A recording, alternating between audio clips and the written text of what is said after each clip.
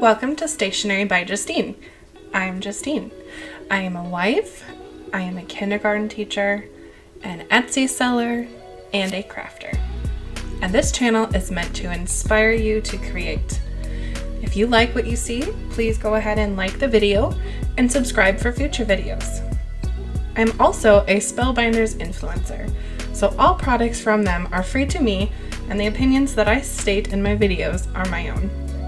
If you are interested in what I am showing, there are links in the description below this video, as well as a link to my Etsy shop.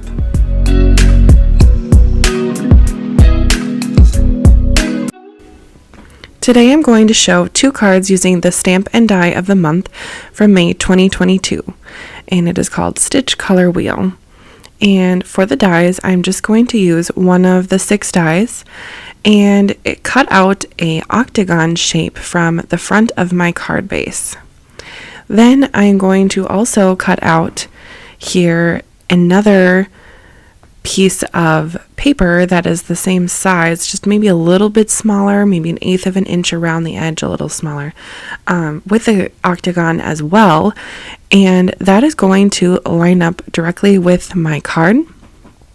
And this will create a window inside of the card and also kind of cover up some of the string that I'm going to be adding, because this is a spinner card, which is really exciting because they're interactive and they're not too high-tech, if you will. So I'll show you how I make a spinner card first, and then my second card will be a stitched card. So as you can see, that little panel does line up with that octagon. I just ran it through my die cutting machine and cut out that octagon and trimmed down that inside panel just a little bit, not too much, because I don't want it to show the string that I'm going to be adding in the inside. So let's set that aside for now and start to work on the spinner element. And since I'm using this stamp set from May, I'm going to be using the little embroidery floss stamp. And you can repeat this process with really any stamp to create that spinning element, but I thought that this was a really cute way to show the stamp set by making it a spinner card.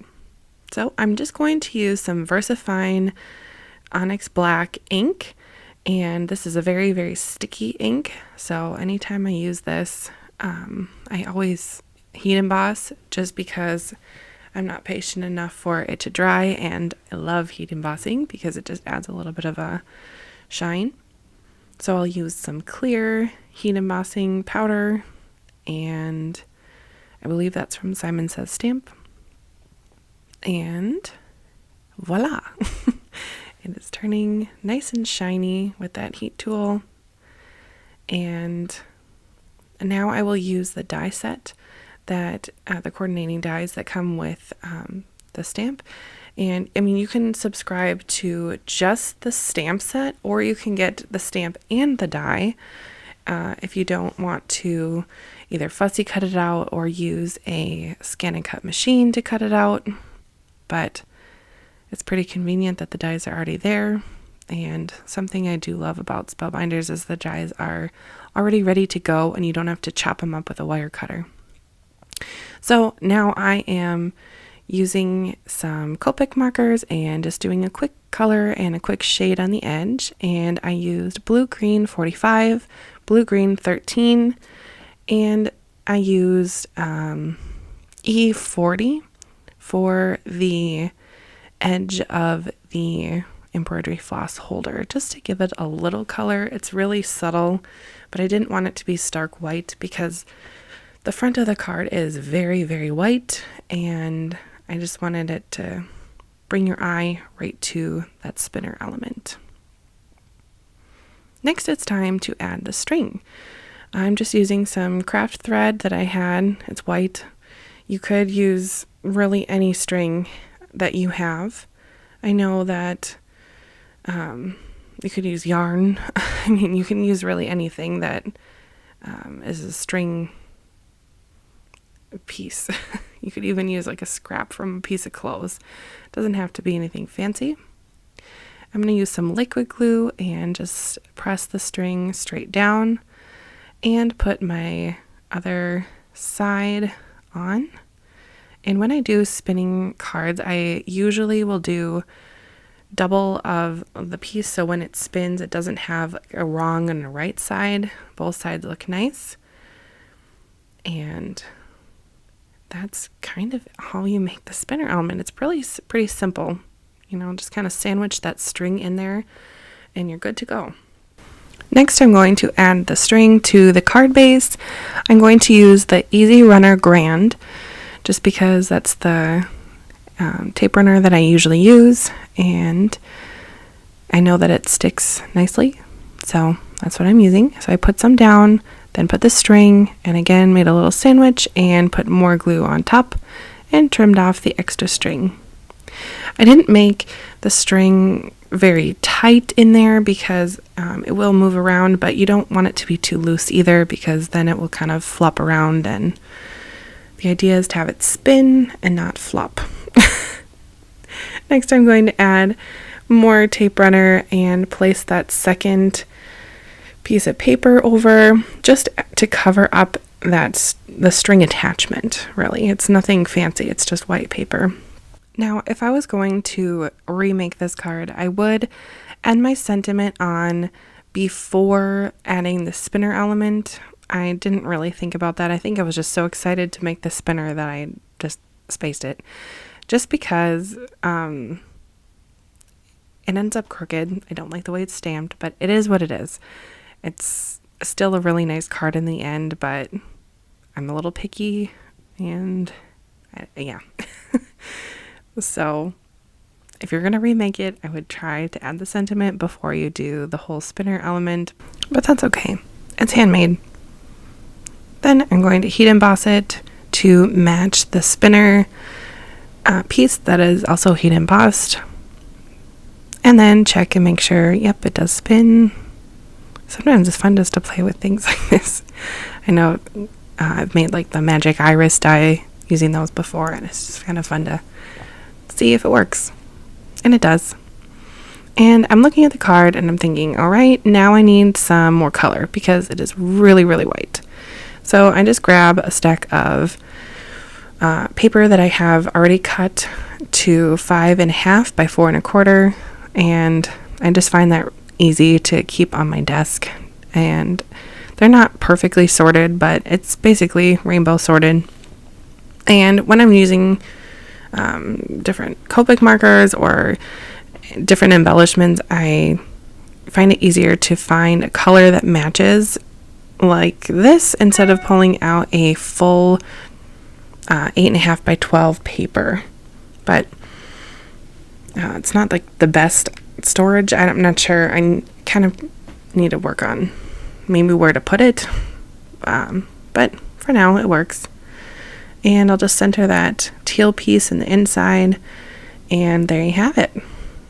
So to set up the spinner card, if you're going to give it away, you're just going to want to hold the card kind of half open and give the element a twist, and then kind of gently close it. Maybe put in an envelope, give it to the person, and they open it, and it should spin around like that. Depending on how dramatic you want to be, you could really wind it up, but it's up to you. You could also just not spin it and have it float, kind of like it is now. We'll see. All right, now for my second card, it is a stitch card.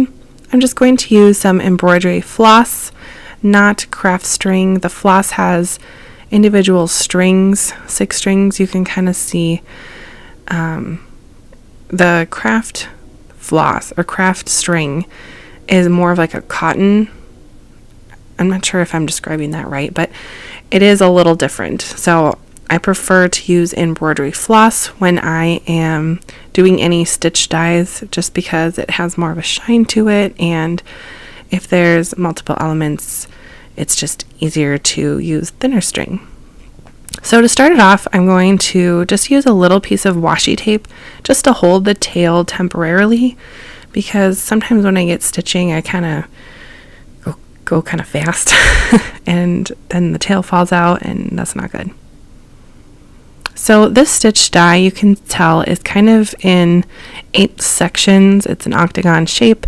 So I'm just going to start with the first section, and you kind of weave your way up and down, and you just basically stitch going through that same middle hole, and then you not rotate, but you go around the edge every other stitch that you go, and try to keep it tight so it's all uniform. And you just go through the middle and through the top, and then down again and up through the middle. In total, this element took me about 20 minutes to stitch, but I don't know. If you're fast at it, it could take quicker, or if you're new to it, it might take a little longer, but in general, I didn't think 20 minutes was very long.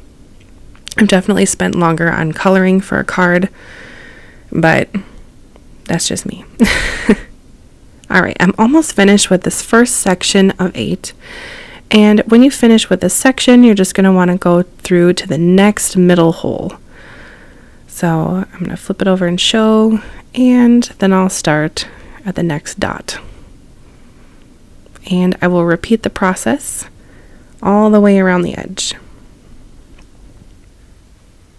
I think that if you are new to stitching, this would be a pretty easy one to start with, just because there's not any florals on here. It's not stitching back and forth for a stem. It's just going in and out around the edge. So it's kind of nice that way. And I love how when you use variegated thread, it kind of changes colors as you go. But you could also do each section a different color and have it be more of like a rainbow effect, or do 2 colors and have it be dark and light, or really anything is kind of an option, which is another part of the creative fun that comes with card making. Now I'm coming to almost the end of my thread, so I'm going to show you how I finish off my string so it does not move around. I simply take off the washi tape and tie the 2 tails together in a double knot. Nothing fancy, but it works. I know that when you're doing other embroidery crafts, you don't tie knots, but this is card making and there really isn't rules, so a knot it is.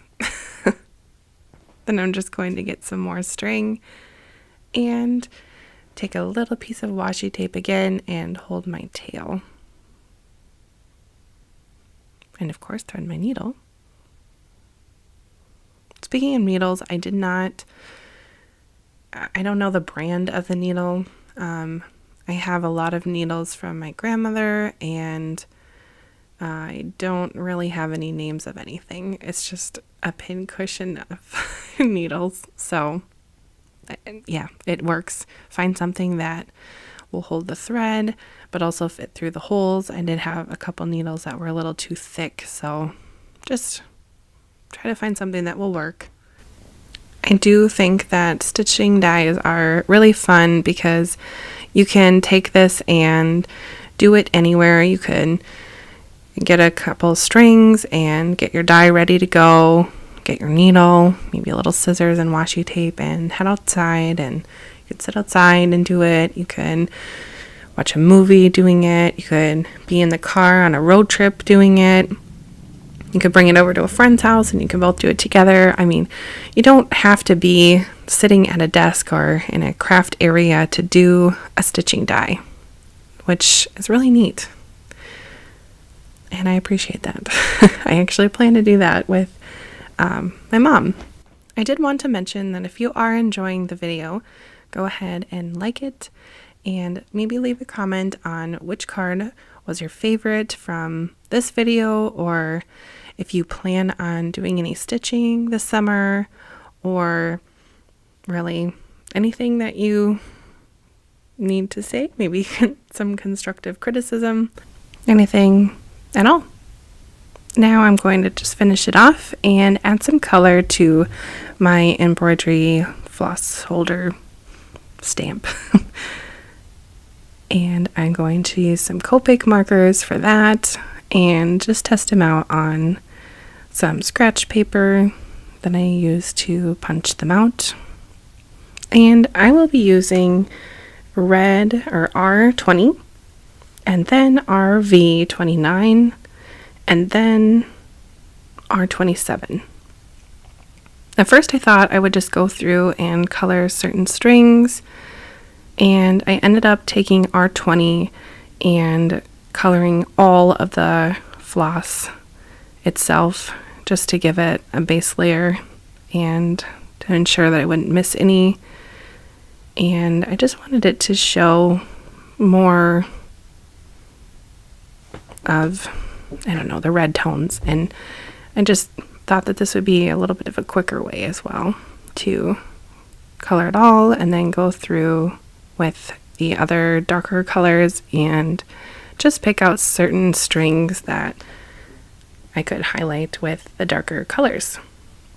Like this RV29, just add a few just to kind of give the illusion that this string was the string that I used to stitch the project, even though it's paper and marker and the string is real on the stitch project, but it's just the look of the card that I was going for.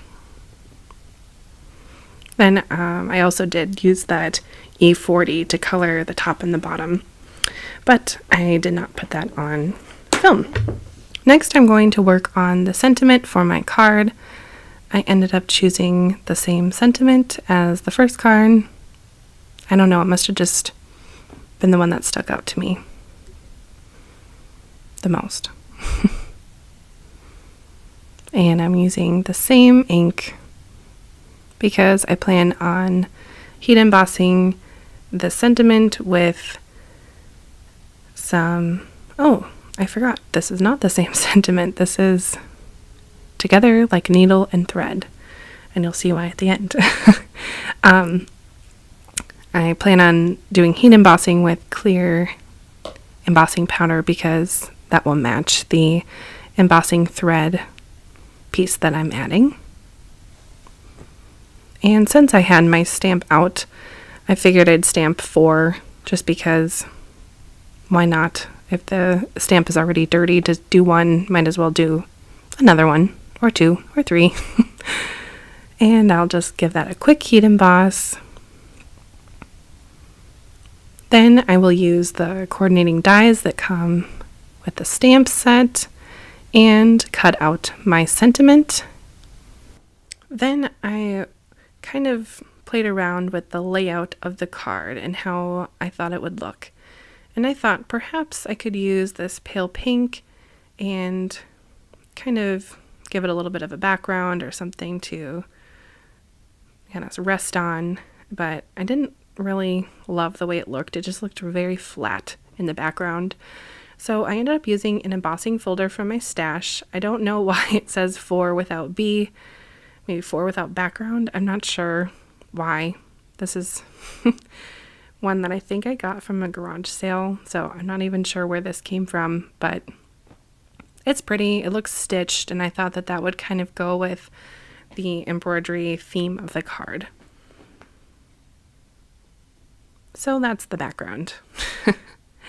And I did cut that red piece of paper down to be 1/4 inch of white around the card, so then that would be 5 1/4 by 4 1/2. Some cards do call for a white border. Some it looks a little weird. On this one, I thought it looked nice because there are other, white things on the card that it would kind of coordinate with. So I chose to add a white border, and I'll use my Easy Runner Grand again to adhere that onto my card. And on a side note, when I adhere anything to a card base and I'm trying to center it, I first center it on the left side and see, pardon me, and see if the border lines up with the side and the top and the bottom. And since I know that I cut my paper straight, since I have a decent paper cutter now, I know that on the other side it will be straight as well. So just a little tip. And I used liquid glue to adhere on my stitched part of my card, and I'm just going to use some leftover foam squares that I have from a previous card kit and adhere on the embossing thread. If you're interested in the stamp and die set of the month, you can go ahead and click the link in the description, and that will bring you to the club page that will show you where to find this. And if you order before the 24th of the month, you will be able to receive this month's die and stamp, and you will be charged on the 5th of the month if you become a subscriber. I do recommend becoming a subscriber just because there are so many neat things that come out each month, and if you're a subscriber, you don't have to think about going onto the website every month and ordering it. It just automatically will order it for you. And if you do notice that there is something that you don't prefer from a month from a certain club, you can just opt out and you don't have to get it. And the next month you just sign up again and you're all set for the next month. And on a side note, if you are an avid crafter or you're a new crafter and you're looking to build up your craft room stash, I do recommend the total package, which is $100, and you get quite a lot each month to create your own art, which is really neat. And even if you get the card kit of the month, everyone's getting the same materials, but everyone does different things with those materials, which is the beauty of products like this. You know, I could get a stamp set and make these 2 cards, and my friend could get the same stamp set and make 2 completely different cards. So thank you so much for watching, and I hope to see you in the next video. Bye!